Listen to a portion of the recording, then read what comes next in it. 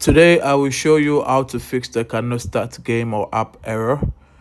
If you find this video helpful, please don't forget to like and subscribe. First of all, we want to check if our controller is connected. We see the light, we know it's connected.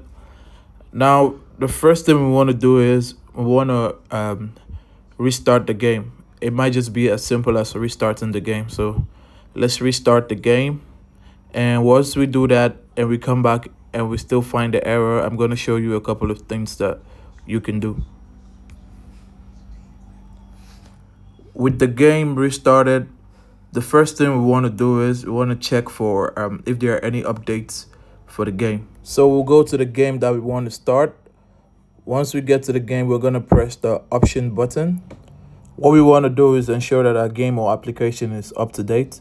So when we press the option button, we check for update. If it's up to date, we go to settings.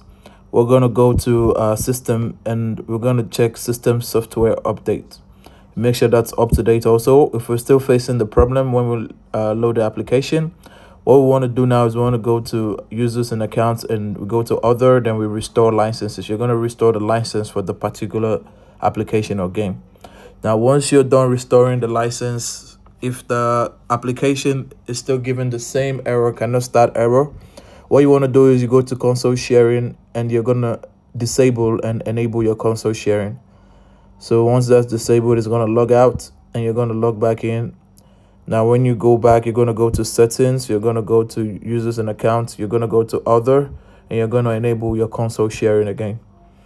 Once that's enabled, you try it and you still get the same error. What you want to do now is you want to delete the game or application that is causing that error, that's telling you it cannot be started.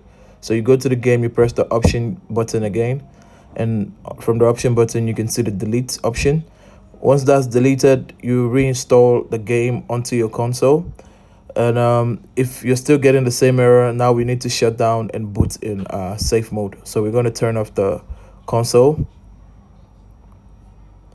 To boot in safe mode, you need to press and hold the power button until you hear two beep sounds. So once that's done, we're booted in safe mode. Now we connect the cable that connects the controller to the console. We connect that cable to the controller and then we press the PS button so we can navigate in safe mode. Once we do that, we scroll to clear cache and rebuild database. Then in there, we're going to rebuild our database.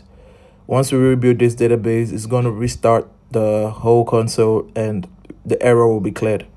If you find this video helpful, please don't forget to like and subscribe. On to the next one. See ya.